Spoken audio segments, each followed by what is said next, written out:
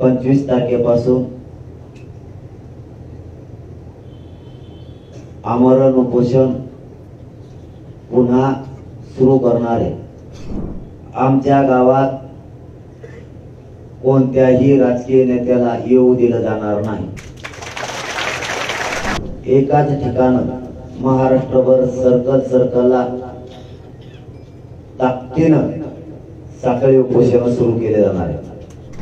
28 पासून ते साखळी उपोषणाचं रूपांतर आमरण उपोषणात होणार आहे। प्रचंड संख्येने मराठा समाजाने एकत्र येऊन सरकार जागा करण्यासाठी स्कॅन्डल मार्च काढायचा। आज आपण थोडा आवाज वाढव। मराठा समाजाच्या आरक्षणाच्या बाबत मराठा समाजाकडून सरकारनं जो आरक्षण देण्यासाठी वेळ घेतला होता त्याबाबत आम्ही आमची पुढील आंदोलनाची दिशा आज स्पष्ट करत आहोत। महाराष्ट्रातल्या मराठा समाजाची पुढील आंदोलनाची भूमिका आम्ही आज आपल्या समोर सांगत आहोत। माननीय राज्य सरकारनं जर 24 तारखेच्या आत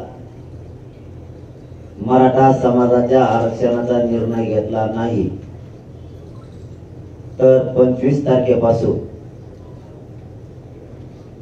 मी माझ्या मराठा समाजाला न्याय मिळावा म्हणून, मराठा समाजाला आरक्षण मिळावं म्हणून 25 तारखेपासून आमरण उपोषण पुन्हा सुरू करणार आहे। त्या उपोषणात ना उपचार घेतले जाणार, ना वैद्यकीय कोणती सेवा घेतली जाणार, ना पाणी घेतलं जाणार, ना अन्न घेतलं जाणार। एकदम कठोर आमरण उपोषण हे मराठा समाजाला न्याय मिळावं म्हणून 25 तारखेपासून सुरू केलं जाणार। 2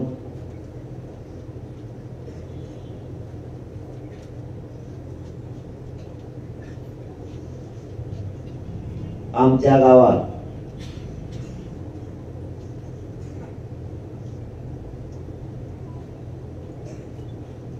एकाही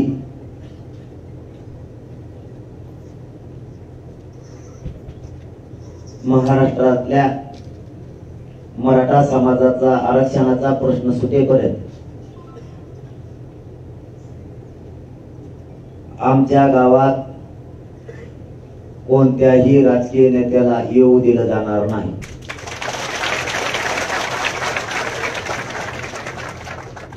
आरक्षण घेऊनच गावात यायचं, नाहीतर आमच्या गावाचा शिवही तुम्हाला शिवू देणार नाही।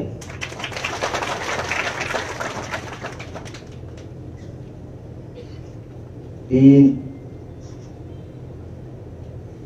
प्रत्येक सर्कल मध्ये साखळी उपोषण त्या सर्व गावाच्या वतीनं 25 तारखेपासून सर्कल मधील सगळ्या गावाच्या वतीनं एकाच ठिकाणी महाराष्ट्रभर सर्कलला ताकदीनं साखळी उपोषण सुरू केले जाणार आहे। महाराष्ट्रभर 28 पासून ते साखळी उपोषणाचं रूपांतर आमरण उपोषणात होणार आहे।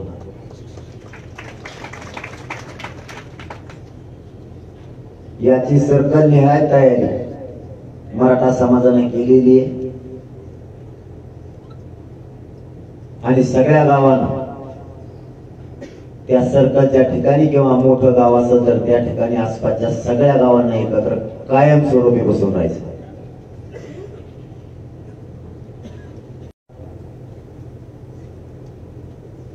प्रचंड संख्येने मराठा समाजाने एकत्र येऊन सरकार जागा करण्यासाठी स्कॅन्डल मार्च काढायचे. ते प्रचंड संख्येने असणार आहे. ही दिशा आणि हे शांततेचं आंदोलन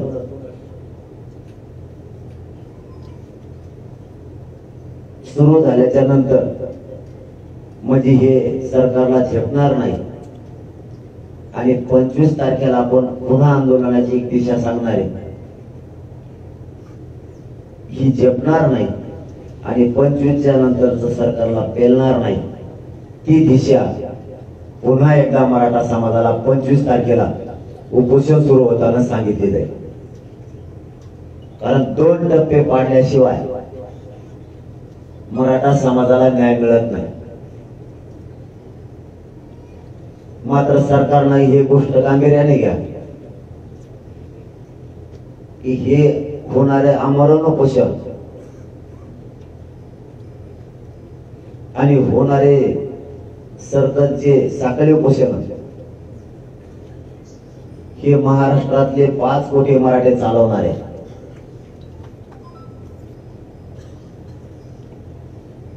मराठ्यांचा आरक्षणाचा विषय 24च्या आत काढा.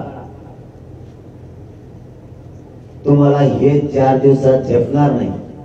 पण 25 तारखेला जी 28च्या बाबतची दिशा पुन्हा सांगितली जाणार आहे ती तुम्हाला पेलणारी नसणार आहे. हे तुमच्यासाठी सोपं असं पण सुरू झाल्यावर तुम्हाला ते झेपणार नसणार. तुम्हाला ऐकताना हे सहज दिसत असेल पण हे शांततेचं युद्ध होणार आहे. हे युद्ध तुम्हाला झेपणार नाही आणि 25 तारखेला दिशा डिक्लेअर पुन्हा केल्याच्या नंतर ते तुम्हाला पेलणार नाही. या विषयाचं तुम्ही गांभीर्यानं दखल घ्या आणि मराठा समाजाला 24 तारखेच्या आत आरक्षण जाहीर करा. मराठा समाजाला पुन्हा एक विनंती, कोणीही उग्र आंदोलन करायचे नाहीत. त्याला आपलं समर्थन नाही. कोणी आत्महत्या करायची नाही कारण मला तुमची गरज आहे. मी मोगाच सांगितलं हे शांततेचं आंदोलनच यांनीच मराठा आरक्षणाचा निर्णय प्रक्रियेत आणलाय. हेच शांततेचं आंदोलन मराठा समाजाला आरक्षण मिळवून देणार. तुमची मला गरज आहे. तुमचा मुलगा म्हणून इथं प्राणाची बाजी लावून मी झुंज द्यायला तयार आहे. पण फक्त कोणी आत्महत्या करू नका. माझ्या खांद्याला खांदा लावून आपल्या जातीला आपल्याला न्याय द्यायचा आहे. आपली जात खूप दिवसापासून अन्याय सहन करते. ही माझी तळतळीन आणि कळकळीची विनंती. तुमच्या पाठबळाशिवाय तुमच्या साथीशिवाय आणि तुम्ही माझ्या खांद्याला खांदा लावून लढल्याशिवाय मराठा समाजाला न्याय मिळणार नाही. तुमच्या विचारात आजपासून बदल करा आणि आपल्या गोरगरिबांच्या मराठ्यांना न्याय देण्यासाठी खंबीरपणे सगळेजण साथ द्या. हीच विनंती करतो आणि थांबतो. आपल्याला काय विचारायचं असलं तर